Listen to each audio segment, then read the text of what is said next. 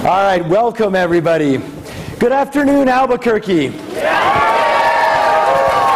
And good afternoon, Burke. Now, we know it's a little cold outside. It's a little toasty in here right now, I noticed. But listen, it is a beautiful day in the Duke City, and I'm so grateful that all of us are here at the Hispanic Cultural Center. I want to welcome everyone watching at home and on the watch parties, and taking time out of a great weekend in our town to reflect a little bit on the city that we love and a little bit about the future we have ahead of us. Now, by the way, it's also a new year. Happy New Year, Albuquerque. Happy 2019. Now, speaking of a new year, there are a lot of great things that I'm looking forward to this year. And there's a few that are a lot different when it comes to partnership. And first and foremost, we have a new partner in the Roundhouse. I am so glad Michelle is with us here today.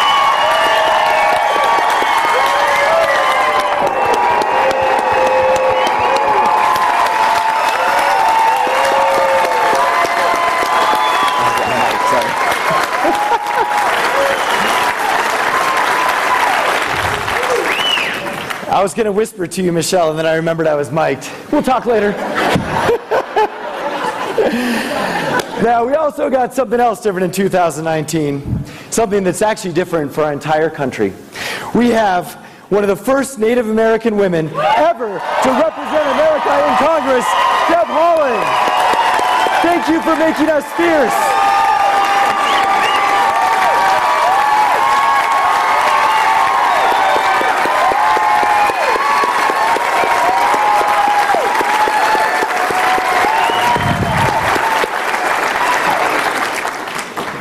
Now, I want to share a couple of other thank yous before we get started. And of course, first and foremost, our First Lady, Elizabeth Kisten Keller, my partner in everything.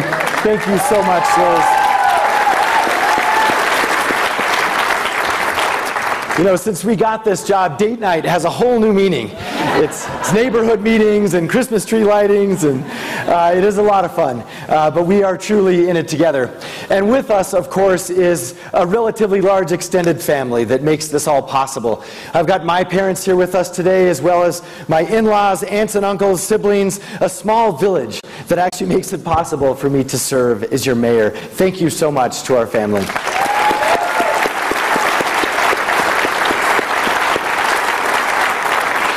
Now, as I reflect upon this last year, it's also been a pleasure serving with our city council. And this year, we are looking forward to an all-female council leadership team. That's right. President Clarissa Pena, Vice President Cynthia Borrego, and Committee of the Whole Chairwoman Trudy Jones. We're looking forward to working together.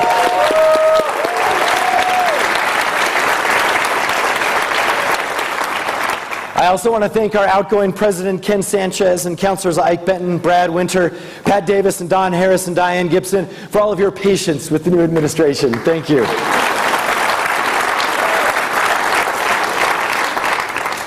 Now, our city is a pretty big city, if you didn't know. We've got about $1 billion budget.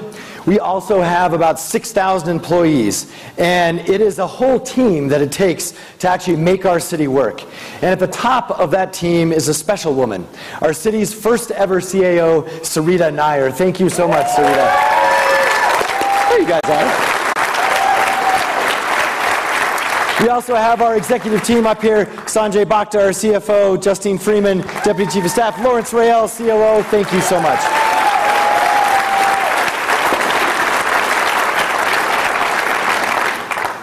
Now, I also want to speak a little bit about our department directors. Most of them, I think, are sitting behind me as well. These are like our city's cabinet secretaries. They are the ones who actually are charged with fixing our roads, taking care of our parks, taking care of our kids, running our airport, and keeping us safe. And among them, of course, are the two chiefs of our public safety departments, Chief Mike Geyer and our Fire Chief Paul Dow. Thank you to all our firefighters, police officers, and all our leadership team.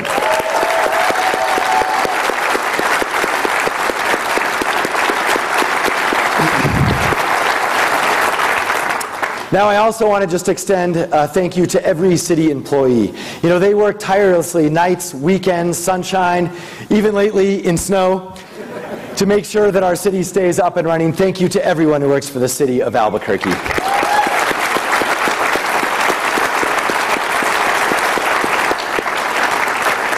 So I want to welcome you to the state of the city, our city, Albuquerque, New Mexico. Now, part of being your mayor is also being a personal ambassador for all things Albuquerque. Sometimes that might mean introducing Ozzy Osbourne at Isleta Amphitheater, but most of the time it's a whole lot of other things. And one of which is even when I travel out of state. And when I talk to people and I say, hey, I'm new mayor of Albuquerque, it's funny, they always say the same two things about Albuquerque. What do you think they say? I bet you know. That's right. They always mention Breaking Bad. And then they also usually mention the balloon fiesta. And I'm like, oh, Breaking Bad, it's a good TV show. And also we have a crime problem. And then balloon fiesta, it's awesome. It's also only 2 weeks a year. So, I gotta believe there is much more to our city, right? There is much more to our identity, to who we are, to why we're in this place than a TV show and a fiesta. And I want to begin with this, because our city truly is a city at a crossroads. Fundamentally, that's always who we've been. When you think about the geography of our city, we've got the Rio Grande running down one way, and then we have this gateway to the plains through Tejeras Canyon, and then to the west up across 9 Mile Hill. This is why the original Puebloan communities settled here in the first place. This is also why when El Camino Real was coming up the Rio Grande and they stopped here and decided to found Albuquerque. This, in effect, is what we have always been. And we see this play out time and time again in our history. We see it in the Santa Fe Trail, a same story there. The Route 66, a similar story there. We even see it in the Big I-25 and I-40 intersecting right here. All of this has done a few things for our city. One, of course, and I think most importantly, it has left us with an incredible community. One where each chapter of our history has not faded into the past. Everyone who's gone through that crossroads, a lot of us actually stayed here because we like it here and because we love it here. And now we live with our cultures side by side, intact with respect each and every day.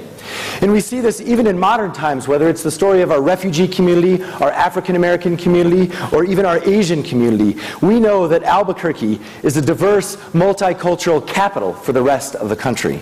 That is who we are. That is who I want other people to believe that we are and know that we are when I run into them. But to do this, of course, in the last few years, we've faced a lot of challenges. And we've been at our own crossroads. In effect, for us, our crossroads has been about not only rediscovering our own identity, but making sure that we can be the best city that we really can be.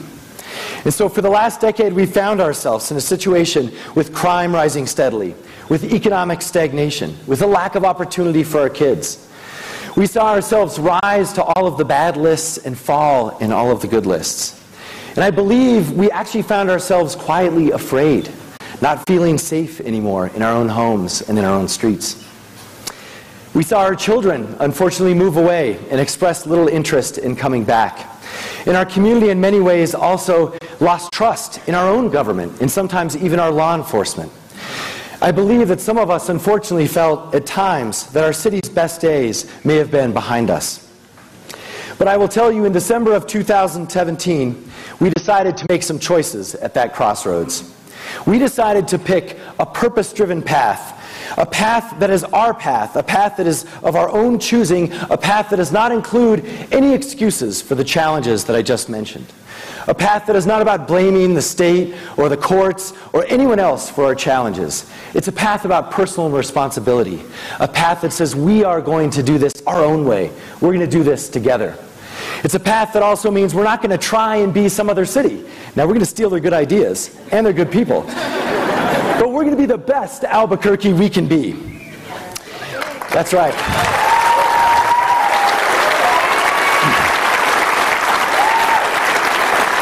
Now, we've got some challenges ahead, we know that, but we're going to face them head on, and we're going to take responsibility for finding our own solutions, and we are going to take back control of our future. And that is what today is all about.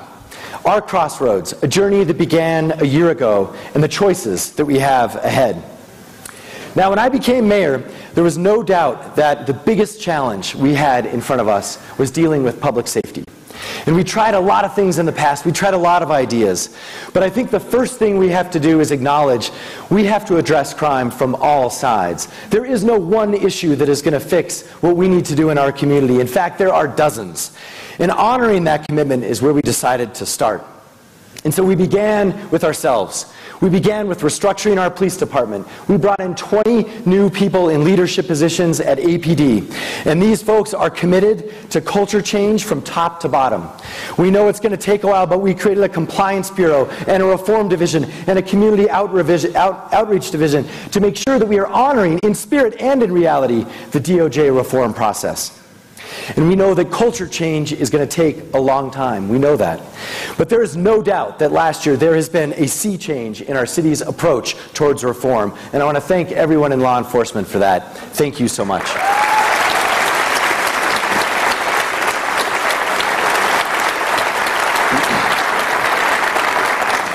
We are also focusing on rebuilding community policing.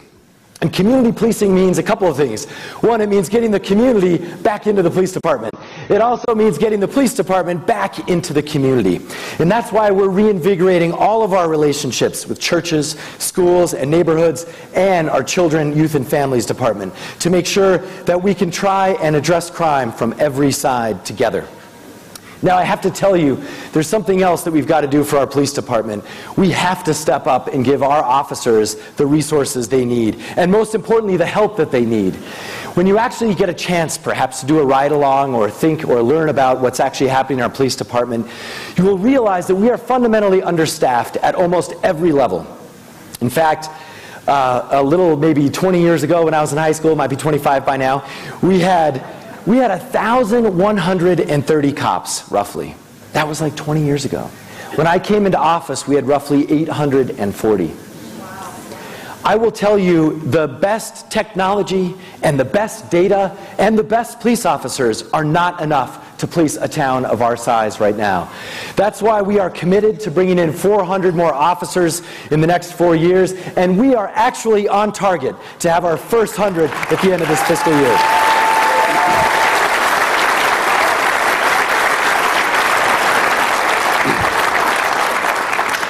And I want to especially thank City Council for helping me make that possible. And I got to tell you what this means. When we say officers, it doesn't just mean that officers sort of on your corner. It means officers at every level of our police department. It means being able to open the Nob Hill substation, the downtown public safety district, and the Old Town substation. It means being able to deal with specialist needs like mental health and behavioral health situations. It means paralegals to help prosecute criminals. And it also means folks in our crime against children's unit to help protect our children.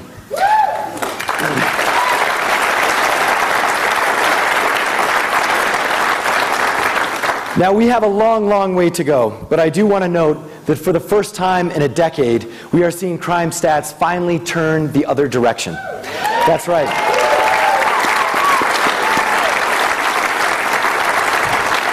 Albuquerque used to be a meme, essentially, for high rates in auto theft, and we still have a long way to go. But I will tell you, there is nothing but positive news when we know that auto theft is down by 30% in our city. That is awesome.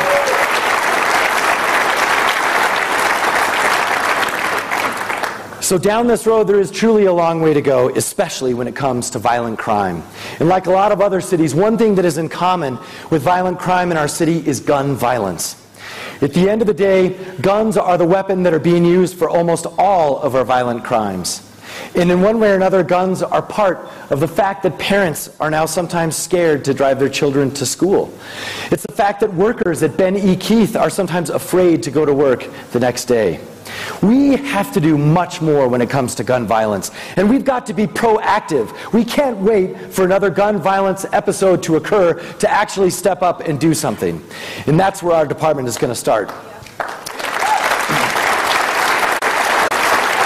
We're going to keep guns out of the hands of convicted felons and minors as best as we can. We're going to go after stolen guns by arresting individuals who sell them. And we're going to educate the public about how to keep their guns in safe storage. And we're going to build on the success of our Gun Technology Center, which tracks tracking of and detection of guns that are used in multiple crimes across the country. Now we're going to need some help with this, and I'm going to get to that in a little bit later.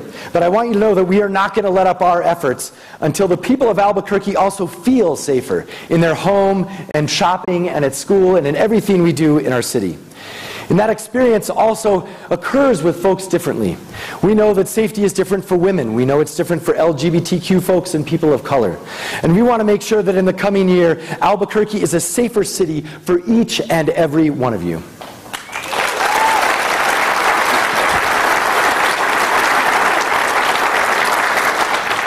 Now, public safety isn't just about crime. And I think anyone, whether you're driving around our city or you're walking around our city, one thing jumps right out at you. And it's our addiction challenges and it's our homeless challenges.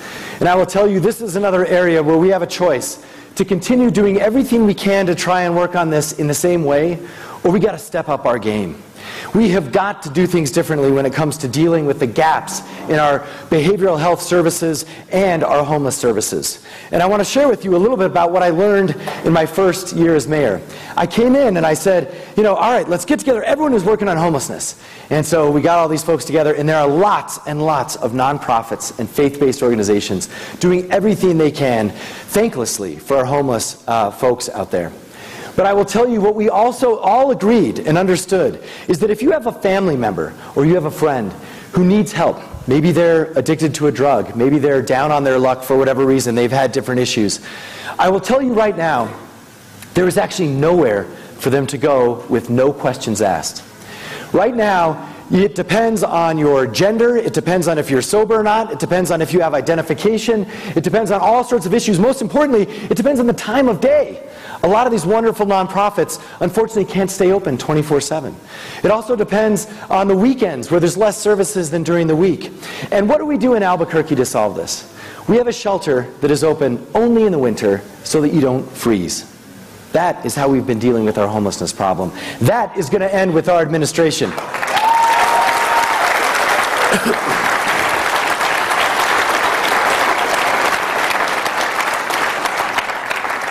So we're doing a couple of things. We are in the process of working with the county and UNMH and CNM, and we're going to find a way to close these gaps. We're going to find a way to actually have one place where you can go with no questions asked, and then connect to all of those great services that are already out there. And in the meantime, we're going to keep that shelter open year-round. That's right. We have to. We have to. And we also are going to double down on housing vouchers. We believe that we could take 1,000 people off our streets with a housing voucher. This is the most cost-effective way to deal with homelessness. And this is actually one way where we're going to be asking our entire community to help. We're going to ask you to actually donate to housing vouchers. And all of those little blue signs that you see all over that say call 311 when you see a homeless person, don't anymore. It's not really helping. We're going to have some new signs up that are going to point you to a place where you can donate for housing vouchers on your cell phone app, and then we're going to show you all of the people that we've taken off the streets and given the help they need through your help.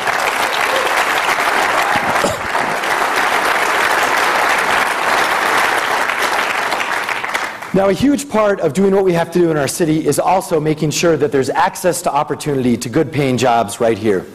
And I believe this is another example of a crossroads that our city was at. Often we would try and find that silver bullet, that one idea, often from Portland or Austin or Denver, that one thing that would transform our economy, that would make all our kids want to move back here and keep our kids here. And I will tell you, we can have another choice, and that's the path of building our economy from within. It's the path about supporting our local businesses and growing our own, essentially, to actually provide those opportunities for our kids.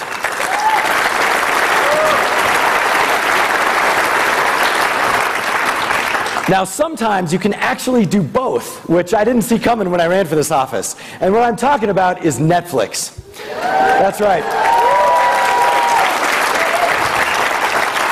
Netflix is bringing, if you haven't heard, $1 billion to our economy over the next 10 years and 1,000 good-paying jobs.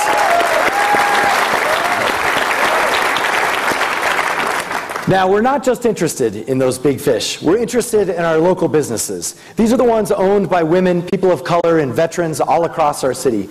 And to support them, we have to buy local. And to do that, I believe the city has to lead the way. And it turns out our city spends almost $200 million of your tax dollars out of state with out-of-state companies. This is where we can make the most short-term difference for all of our small businesses. And I will tell you, even the coffee that we drink in the mayor's office, even this business card was printed out of state. This is how bad it has gotten in our city. So we are systematically going through literally thousands of city contracts and one by one trying to swap them out locally.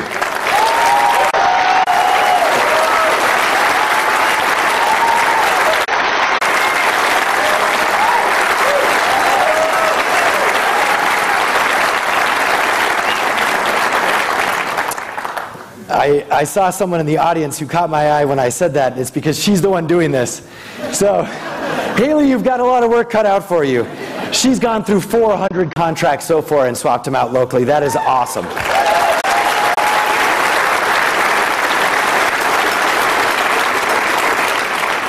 Now, we've also got to step up for our working families. And I'm proud to say that we gave all our city workers raises this year. Long overdue. And we are the leading city in the state of New Mexico to provide parental leave. Thank you for that also, City Council. Thank you, Albuquerque. So, we also have to rebuild our public places. And we've got to start working on our core, in core Albuquerque in our downtown. This is why we took back control of the most iconic piece of blight in the city of Albuquerque. We tore up that contract for that out-of-state developer, and we took back the rail yards.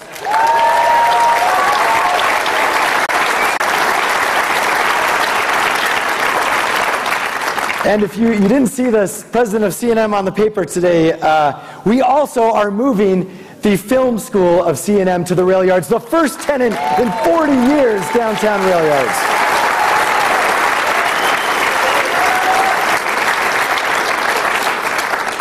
Now, a couple of other things I do want to quickly share with you. We're bringing 1,000 jobs to downtown and filling up those vacant office buildings. That's right. We've got a professional soccer team starting in March at Isotopes Park, New Mexico United. There they are right there.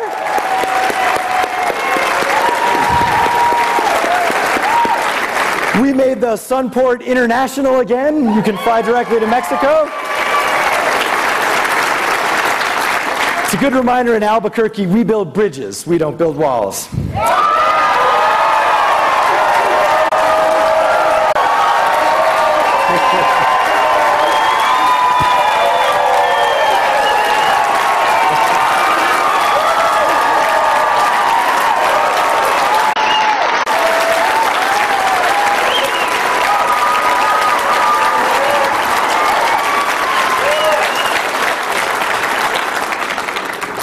Thank you for that.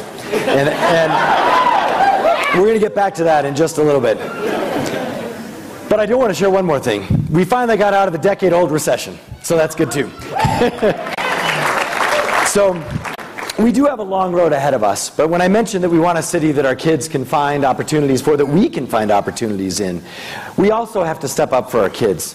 And here again, I believe, another crossroads for our city where we're trying to take a different path. Historically, it was typically a path about, look, we've got a lot of challenges in our school system, we know that.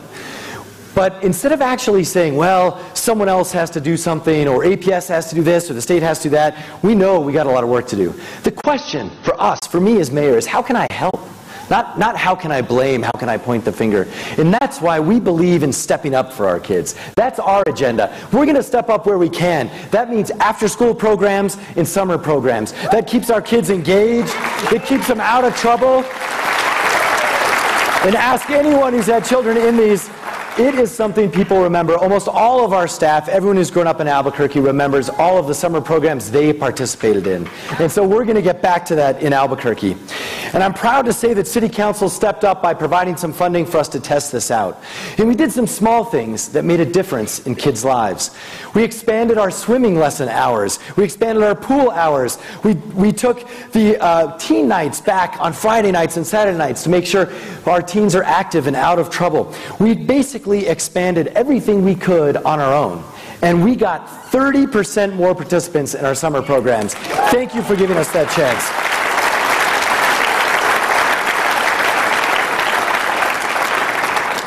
Now, we also know that we've got to keep the places, in effect, where we play and where we have these programs also clean and safe. And we know we have some serious challenges in our community that often play out in our parks. And that's why we developed the SHARPS program, so that we can try and have a rapid response needle program to get those needles out of our parks and to help communities do that on their own.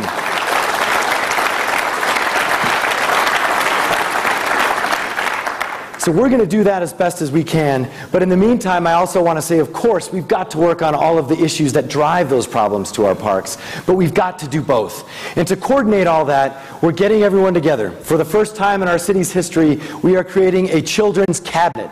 It's going to involve APS, all the nonprofits who do work with children, all our city departments, and we, I believe, over a couple of years, will be able to provide at least one, if not many, opportunity for every child who wants it in Albuquerque after school and over the summer. That's the goal of our children's cabinet.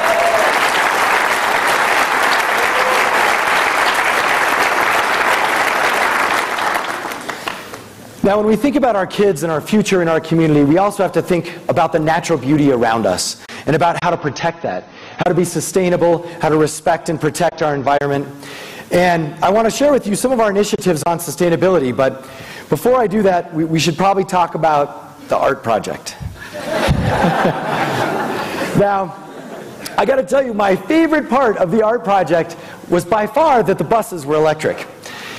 Unfortunately, that's not going to work out right now. So I got to tell you, we had to send those back. The technology just is not ready. But here's what we are going to do. One, we're going to do this project in our own way, in our administration's own way, and that means getting it up and running safely and effectively and doing it right in 2019. And that, I think, is going to be a good thing for our whole city.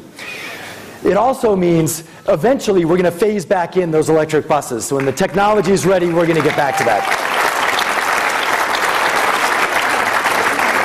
And while we're working on that project, we're going to do something a little different too. We're going to look at our transportation system. That's what this was supposed to be about all along. And we're going to find out how we can make it easier for Albuquerqueños to get to things like the Balloon Fiesta and Isotopes games and Lobo games, and how we can have better transportation all across our city. That's what we're going to work on while we're waiting for those new buses.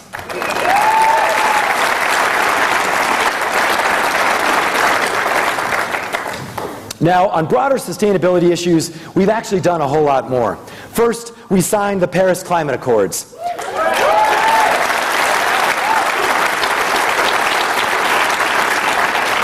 Second, we set a goal of getting Albuquerque to a net zero energy bill when it comes to our electricity cost. That means cutting out $1 million a month on what we pay for electricity in the city of Albuquerque.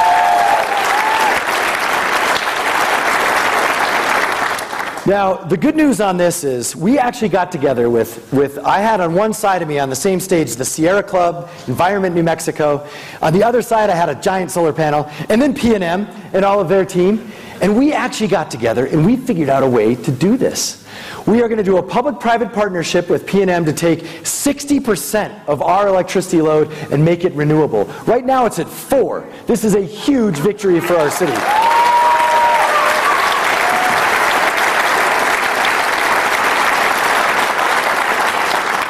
And then we figured out that if we can put a solar panel on every city building we can, and also work on energy efficiency, we actually can be 100% renewable energy by 2022, in just 5 years.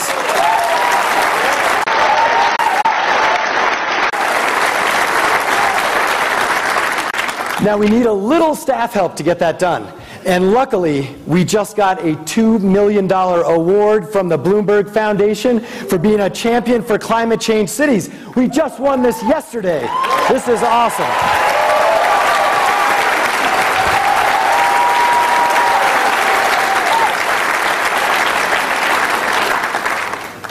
Now, many of you have heard me talk that our city should be a city that is about safety, innovation, and inclusion.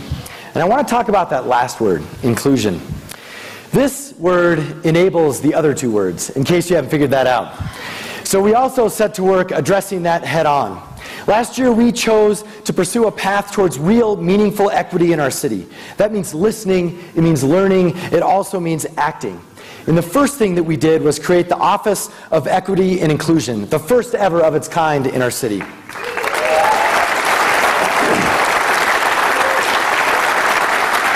And we empowered an incredible team of professionals to examine and address inclusiveness and representation in who we hire, in who we train, and how we do business, and how we serve and protect our community. We started by updating our sexual harassment policy. Then we made it mandatory for everyone at the city. That's right. Then we established our city's first dedicated civil rights office designed to work with residents to prevent and resolve discrimination in housing and social services.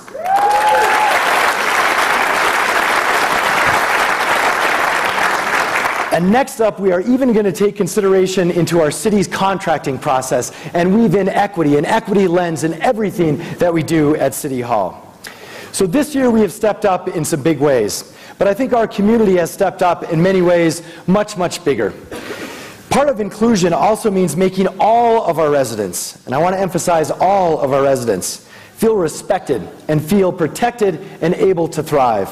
That's why, together with Council, we affirmed, in the face of great opposition nationally, we affirmed our status as an immigrant-friendly city.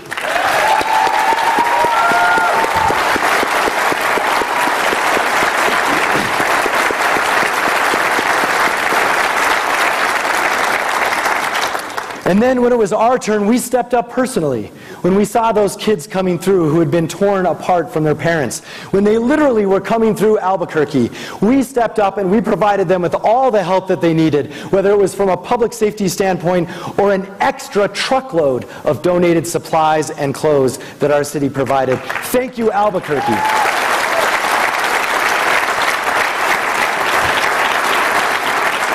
And I think this is a bright reminder for all of us that in this city, when we see injustice, whether it's in our own town or whether it's on our border, we have a moral obligation to stand up and to speak out. Yeah. That's right.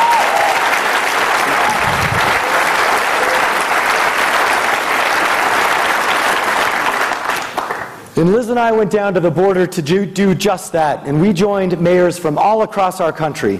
I might note mayors, Republican and Democrat, who were there to speak out against the hatred and the cruelty and stand up for our immigrant communities. That moment is when I was one of the most proud to be from Albuquerque, because I knew our city was behind us every step of the way. Thank you, Albuquerque.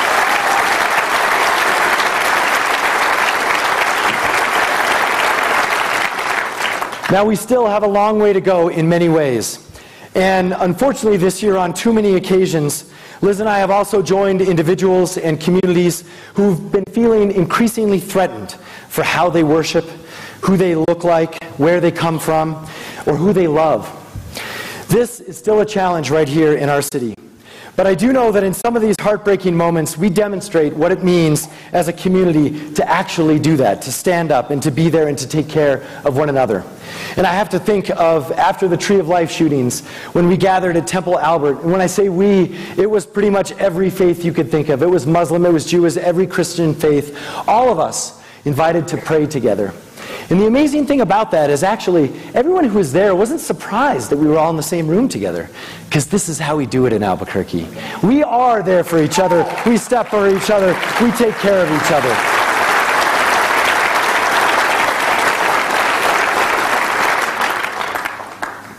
Now, I want to share with you a story about what happens when you pick a path and you start to approach the destination. Some of you might remember, as state auditor, my old job, we looked at the rape kit backlog. And what did we find? We found one of the biggest tragedies that I think our government has ever let happen in recent times, at least in New Mexico. We found 5,500 untested rape kits from all over the state. We found them, some of them 30, 40 years old.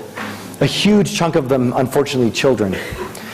This was an issue that was fundamental to why I decided to run for this office in the first place, because I was tired of writing reports. I actually wanted to get that done, and I am proud to say that we have made tremendous progress on the rape kit backlog. When we came into office, there was about 200 kits tested, 200 after that report was released a year before, 200 out of almost 4,000.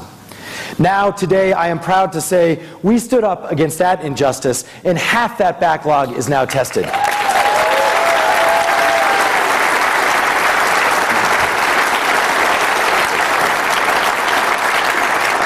And we have the resources and the leadership in place and a partner at the state level to make sure we finish the job by 2020.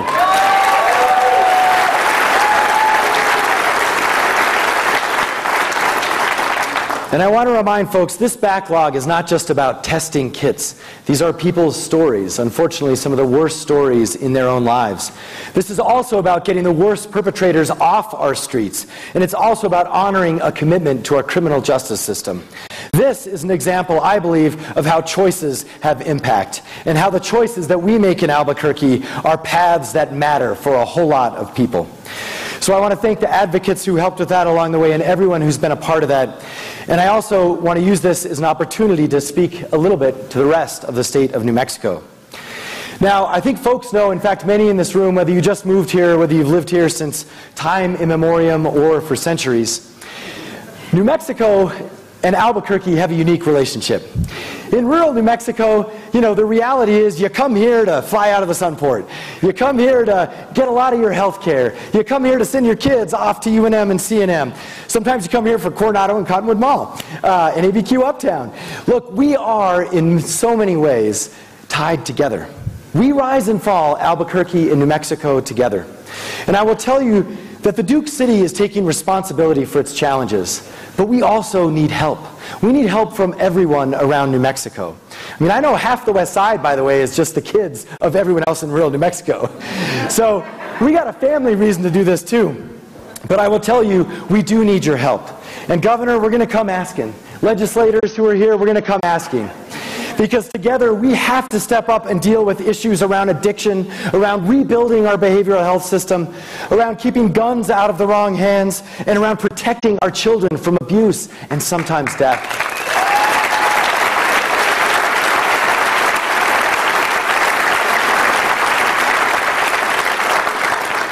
So know now that Albuquerque is stepping up. We're doing everything we can.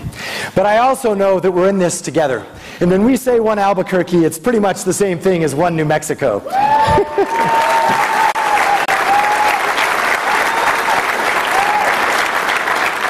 Which does bring me back here to Albuquerque and to everyone who's here with me today, who's here watching, or who's here participating in any way in all the things that our city does.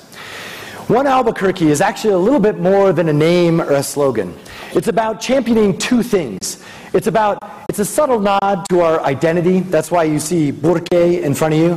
For those of you who don't know, our old name had an extra R in it. And at statehood, they just pulled it out.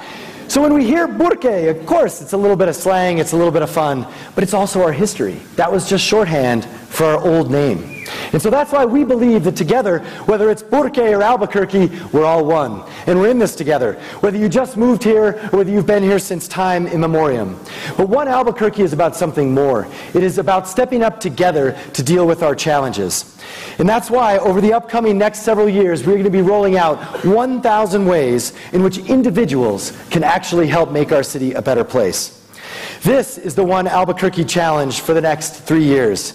This is about literally personally saying, I'm ready to go process fingerprints at APD, or I'm ready to go walk dogs at our animal welfare shelters, or I'm ready to do a number of 1,000 other things that will make a difference in our city, including donating to those housing vouchers I mentioned before.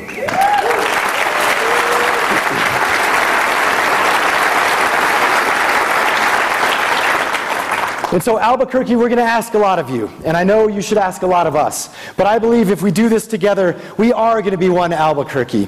And right now we've got a new saying that I think you're going to hear a little bit. We want you to put your ones up. Can you put your ones up for me right here?